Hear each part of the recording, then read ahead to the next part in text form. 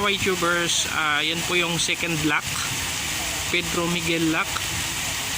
So after ng Pedro Miguel, Gatun lock, and then yun na po yung pinaka-exit ng Panama Canal.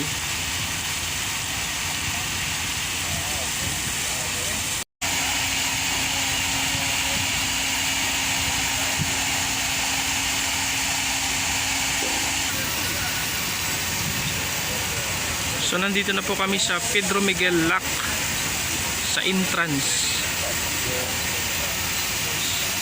So they will pick up now the messenger line from Shore Person, and then they will connect the messenger line to wire ropes from locomotive train.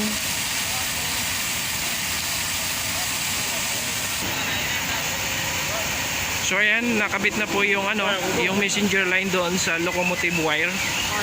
Then bibirahin na po ng winches.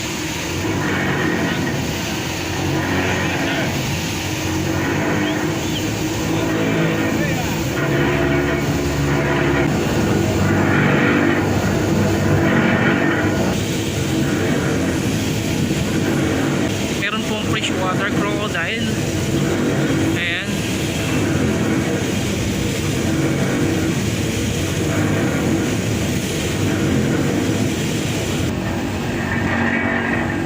Medyo malaki na po siya.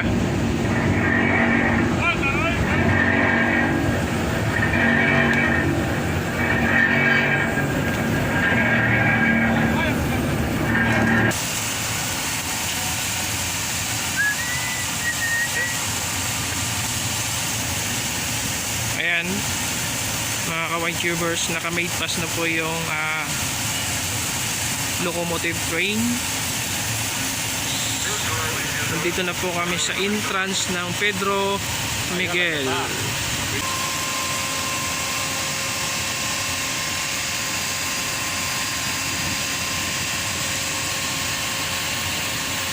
Ito po yung pangalawang lock ng Panama Canal.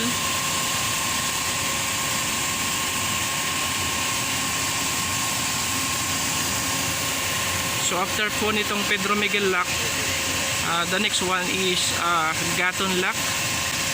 Makatapos pong mag-exit ang barko namin, so after po namin dito,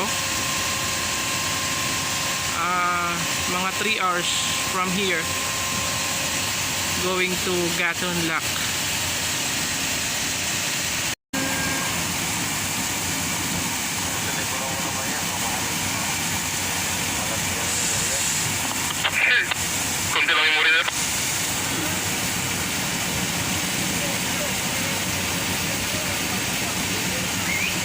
Malapit na po kami sa lock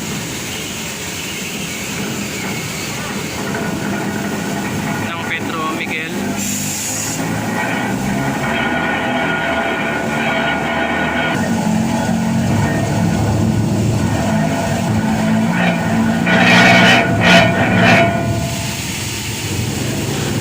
Now they will secure the locomotive wire.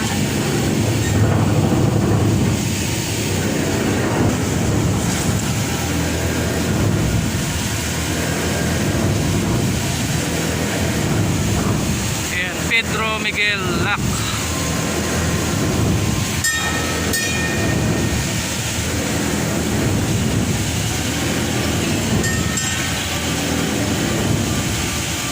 Canal de Panama.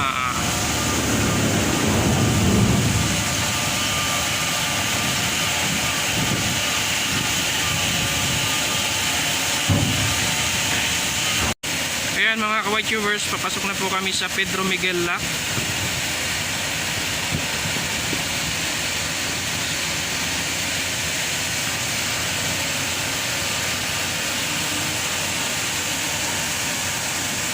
So dandahan po kaming pumapasok.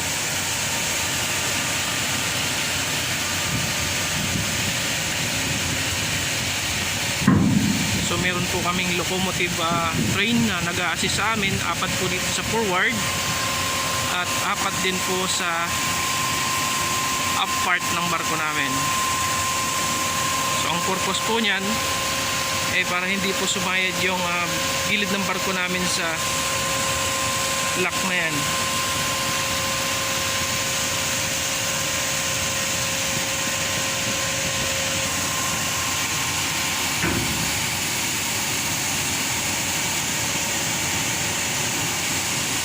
So ayan.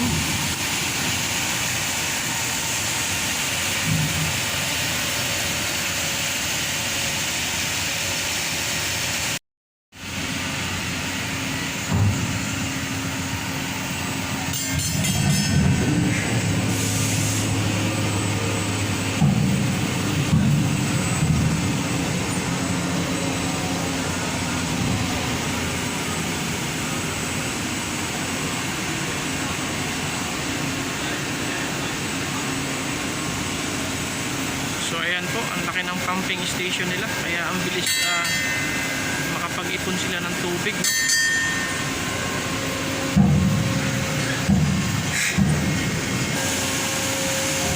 So ayan mga ka-YouTubers, nandito na po kami sa pinaka-entrance ng lock of Pedro Miguel. So mag-iipon po sila ng tubig, yung level po ng tubig doon sa forward part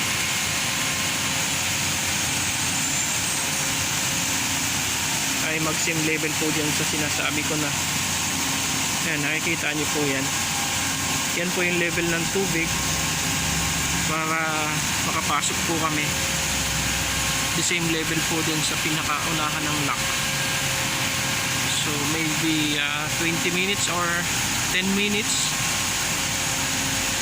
mag-o-open po yung lock na yan pag na-reach na po yung level ng tubig dyan sa unahan na lock po.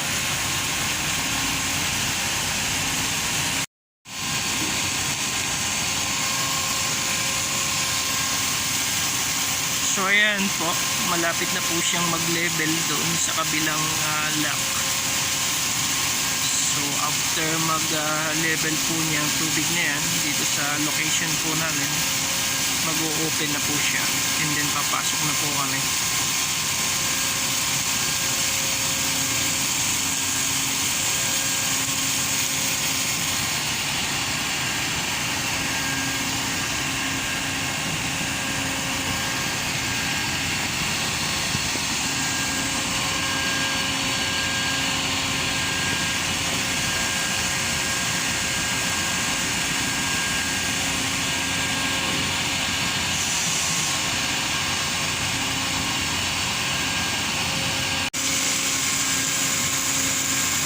So ayan po yung bulbous bow ng barko namin. So ballast condition po kami. And then unloading port po namin is Mobile, USA. So 5 days from here papunta po sa loading port namin.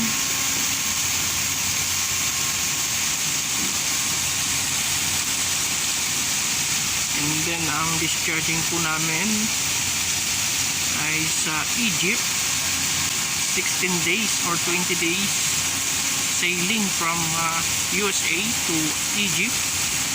Dadaan po kami ng Gibraltar for bunkering, and then sa US ports naman po is mag-provision kami and then refueling again to reach the Gibraltar. And then after ng Gibraltar, we're going now to Egypt for discharging the cargo. And our cargo is meat coal, so dirty cargo, so mahirap pong linisin, kaya nag-apply po kami ng chemical sa cargo holds. And then after discharging, mag-apply naman po kami ng chemical para malinis po yung cargo holds. So galing po kami sa grains, and then ang next cargo po namin is dirty cargo. So malaking trabaho at kawawa ang bodega kasi napakalinis ng bodega, and then kakagahan po siya ng dirty cargo. So no choice kasi yun po yung nakuha ng charteran namin, ang owner namin na Pangarga.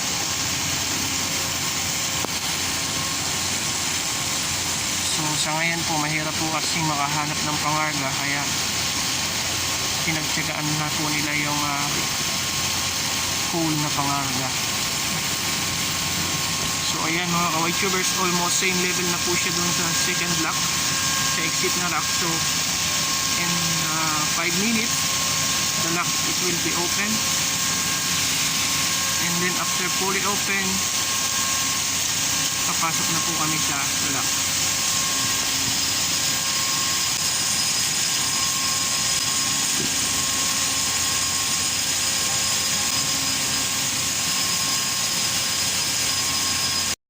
So ayan, now the forward lock is slowly open, and then once the lock forward is secured and totally fully open, we will move forward slowly, and then yun na po yung exit ng Pedro Miguel lock ng Panama Canal.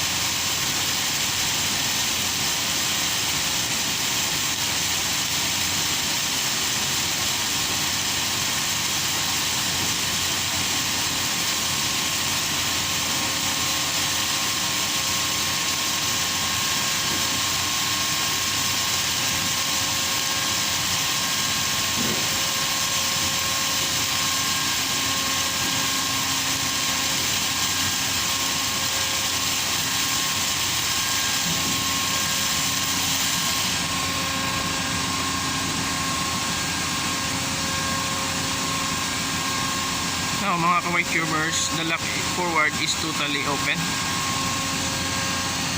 and then we will start moving slowly.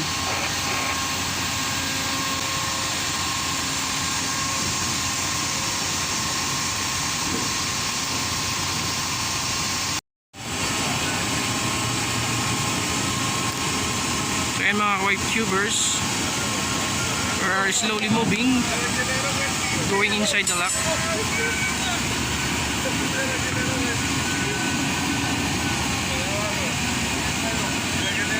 Ayan po. So napaka-smooth po ng takbo namin, kasi iniiwasan po nilang dumikit po yung gilid ng barko namin diyan po sa lock, gilid ng lock, magasgasan man o ano, madamage.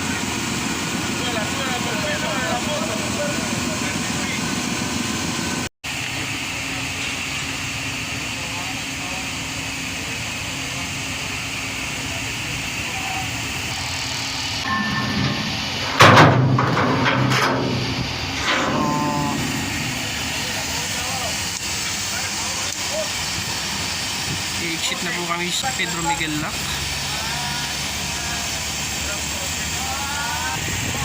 So ayan mga ka-YTubers,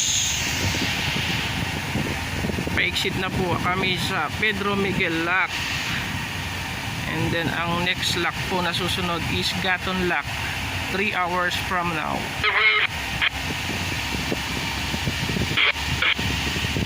And so the canal crew, they will disembark.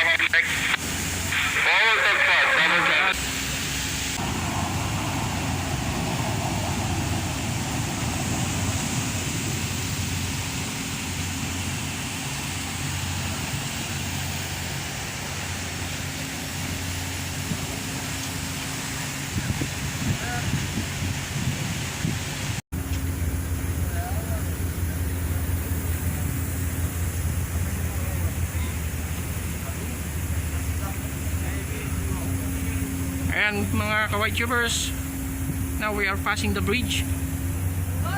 So this is the second bridge we are passing. So ang ganda po ng tulay nila, no?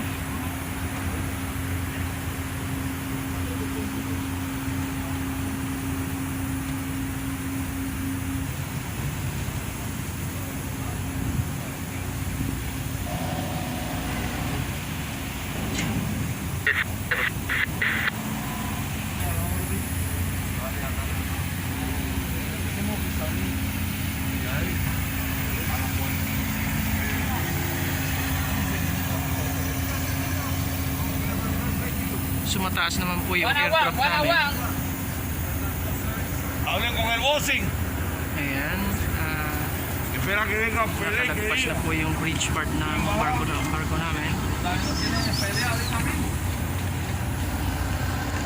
For safe passing.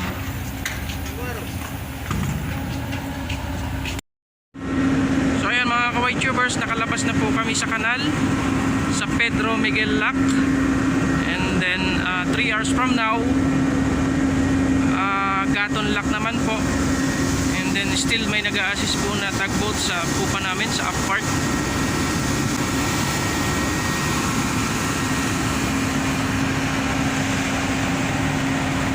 So ito po yung up part or pop deck ng barko.